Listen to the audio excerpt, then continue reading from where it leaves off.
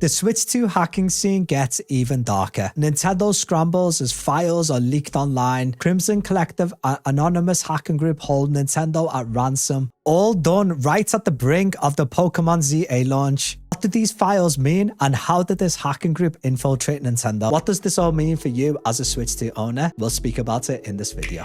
Welcome to System Decoded. If you're new here, my name is Nassim. My background is in computer science with data science, and recently I've transitioned into the cybersecurity realm.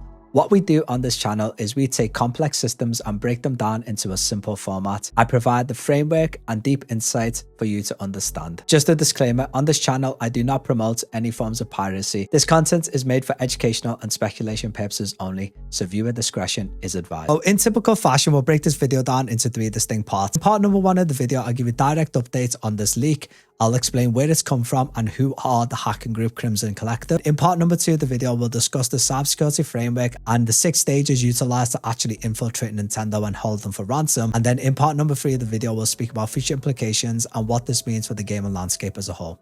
So let's get into the video. Before we get into all that, just a quick note. If you are new here, welcome to the channel and make sure to subscribe. And if you're not new here, welcome back. Right, so let's actually begin with what on earth actually happened. So if you're not up to date as of now, Crimson Collective has claimed that they have hacked Nintendo. Notorious hacking group Crimson Collective has claimed responsibility for a major breach of Nintendo's internal systems. Crimson Collective says that they have access to sensitive production assets, developer files, and backup data. This claim was confirmed by cybersecurity intelligence from Hackmanac, which shared a screenshot on X. Now, this part of the report is actually false because I'll actually go into the screenshot in a second. Nintendo has responded to the report and has claimed that no development or business information was taken. Nintendo suggested that any breaches had been minimal. In summary, what's happened is that Nintendo's online website has been hacked. Now, I personally think Nintendo is downplaying this. What happened is this group actually reached out to Nintendo and they tried to hold them ransom. They said to them, if you don't pay us a certain amount of money,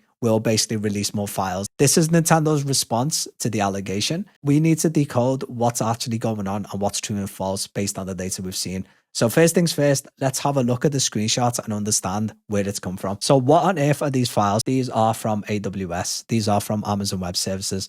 And the reason I know this is because of the structure. And what these are, and it's also confirmed by Nintendo, is that these are the files exploited from the website. Now, the reason why this is important is that someone's actually managed to exploit Nintendo's website and download all these files because A, they've got Nintendo's name and convention, they've got topics, they've got announcements, and it is damaging to Nintendo. If anything was infiltrated at a serious level, it could lead to serious financial consequences and business consequences. The only damning files that could be utilized against Nintendo right now is Nintendo topics. For example, if they start releasing announcements of games, they could actually mess up the trajectory of game announcements. And now on the surface, this might seem like, oh, it's just a spoiler, who cares?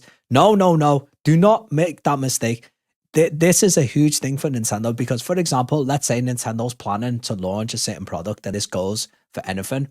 The biggest thing you can do to mess up your competition is be aware of what the competition is going to release. For example, let's take Palworld because they're kind of going toe-to-toe with Palworld right now. So let's say Palworld knows that Nintendo's going to release a farm game. What can Palworld do to destroy Nintendo? They can release their own farm game in advance. That's why Nintendo, in my personal opinion, did file that lawsuit against Palworld because they knew that they were going to launch Pokémon Z-A. So they wanted to destroy Palworld and then launch their own game, Pokémon Z-A. So the question is then, who are Crimson Collective? This is a group of criminals that is definitely operating in the cloud services, which makes sense on how they've actually infiltrated Nintendo's Amazon Web Services. Rapid7 has observed increased activity of a new threat group attacking AWS cloud environment and subsequent extortion of the victim. This group refers to itself as Crimson Collectives, recently announced that it is behind the attack of Red Hat. When successful, Crimson Collective performed reconnaissance to identity valuable data and exfiltrated them via AWS. As far as I know, Crimson Collective is an organization that specializes in AWS infiltration. Now, the key thing to understand here is that the Crimson Collective was observed operating from multiple IP addresses across multiple compromised accounts, as we in the extortion note, suggesting that the presence of multiple individuals behind the cohesion. Data explains here is that Crimson Collective is most likely a group of individuals in some sort of center. So all we know is that it's a group using multiple IP, using multiple accounts. Could be one person. Like, for example, if you have an Instagram account, you can just create multiple Instagram accounts and spoof up all the IPs. So it literally could just be one individual, or it could be a group of individuals. But the data is more implying that it's more of a group behind this, but it's in one place. It's not like around the world. It's in one place. The thing to understand is this, and this is what gets scary, and this is what the data shows, is that Crimson Collective is one organization of many. It seems like there's a network of hacking groups out there that are coming together. So it's not just like one little group. It's like a bunch of groups coming together like a network. They are literally trying to hack, and they've actually started with AWS. And put into your head how big AWS is. Not only does large organizations like Netflix and YouTube use it, actually governments use it. So for this hacking group to attack AWS and have alliances of hacking groups attacking AWS is a big deal. Right, so now let's quickly cover the 6 stages utilized that I personally believe that Crimson Collective utilized to infiltrate Nintendo. So first things first, let's discuss what cyber attack this even was. Let's classify it, so then we can discuss the 6 stages in context. So the type was application and what's known as userland. This was a very surface level exploit as of the data we have currently, but obviously Crimson Collective claimed that they have more data, but until data is released, we can't classify that this is a more serious attack. 6 stages, so we'll start with stage 1. Now stage 1 is called recon, and what recon is intel gathering. So to put this in simple terms, basically as this was a website hack, they most likely went and downloaded Nintendo's old archives, and they basically found a loophole within that system. The analogy I want to give to put this in simple terms is like, think of it like someone's walking around the building and they're just pulling on every single handle on every single door, and they're just hoping one opens. As this was a userland application browser hack, then most likely they went and downloaded all of Nintendo's old archives, and they basically found what's called a bin, a directory, and they've basically got access to it. Then they went and found a loophole in that system. But once they find Nintendo's naming conventions, as explained before, then they know they've got the right files, and that's where this intel gathering begins. But obviously that's not enough to infiltrate Nintendo, and that's where we go into stage 2. Basically went and downloaded Nintendo's archives, repositories, etc., that are publicly available. What they are looking for is what's known as the API key, and this goes into stage 2 of the process. So stage 2 is called credential exposure. Well, technically it's called credential and configuration exposure, but let's just keep it short and concise. Actually looking for in this stage is an API key. That's all they're looking for, is an API key. And with this API key, they can have access to Nintendo's online cloud services that they use. And the way this works, because it's a bit complicated, is that obviously you don't want to set up like random passwords for different services. So what these organizations do is have an API key. Also, if you are a uni student, there is a lot of external Turnitin accounts being sold in the black market. And the way that they actually sell these Turnitin accounts is they have API keys. So you don't actually get a login, you get an API key downloaded through an extension, and you literally just press login into a duplicate copy account of that account. But the problem is that in one of these public repositories, usually what happens is someone by accident leaves one of these API keys floating about. And once a hacker, for example, a group like Crimson Collective, gets access to this API key, and then the hack and infiltration begins. But understand that just because you have an API key doesn't mean you can just go and hack an organization. Right, so now that we got stage 2 out the way, we go into stage 3, which is called initial access and privilege escalation. Now, stage 3 is really simple to understand, but I'll break it down with a simple analogy. But let's just write it down really quickly. So stage 3, let's just move that back in the center. Right, so stage 3 is initial access and privilege escalation. The analogy I'm going to give is this. When you're playing, for example, when you're playing a dungeon, let's take Zelda Ocarina of Time. You start at the Deku. How on earth do you go from the Deku Tree to fighting Ganondorf? You don't just go from A to Z. Well, unless you're speedrunning, then okay, fair enough. That's a, that's a different debate. And you do this, what's called chain linking. Hackers basically do. They find one API key in one dungeon. So they go into one dungeon and they find one key. And that's all they need.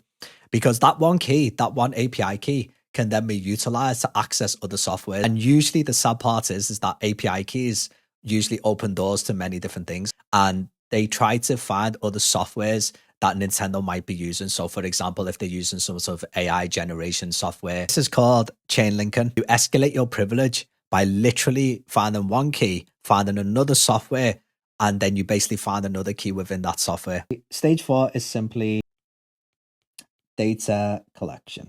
This is just all about just finding actual data that can be utilized for monetary gain. It could be in the form of repositories, in the form of identities, credentials, or even announcement files. In the screenshot that was leaked, it was Nintendo topic. So obviously that was announced. They can literally attack Nintendo in a multitude of different ways. It's not just about, oh, we got developer files or source files. Any data that is private and confidential can be used against Nintendo, because it could always harm business practices. Then we move into stage 5 now, and this is such an interesting stage because this is called exfiltration. The coolest thing on the planet, because I'm geeking out. What they basically need to do is this. They basically need to take the data and they need to archive it in a way that is undetectable.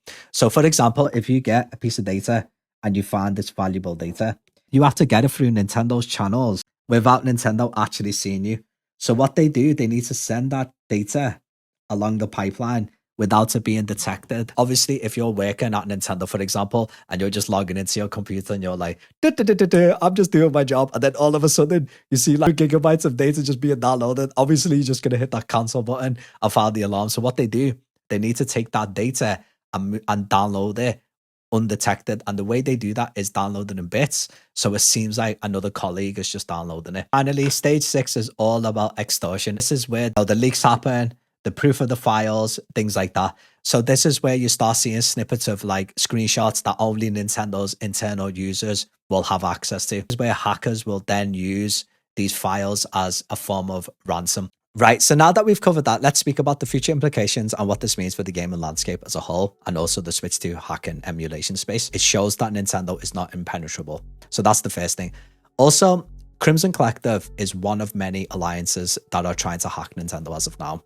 I'm not too sure how Nintendo has managed to position themselves as the evil villain. There is clear evidence showing that Nintendo has been hacked. However, and this is a big thing, and I don't want to give misinformation towards my audience, it is a legal requirement for Nintendo to come out publicly and explain to the audience that we've been hacked. Organizations' public responsibility to let the consumer know that, look, your data has been breached. I truly believe that with all the people trying to hack Nintendo, if Crimson Collective or any other organization starts leaking more data on Nintendo, then Nintendo's downplaying practices will be obvious. So if they start leaking more data, then yes, I do predict, as I said in my first ever hacking video, that there will be a switch to exploits relatively soon. All right, that's my ramble over. If you liked the video, please make sure to like, share, subscribe. Thank you so much. This being Nassim from The System Decoded. I will speak to you soon.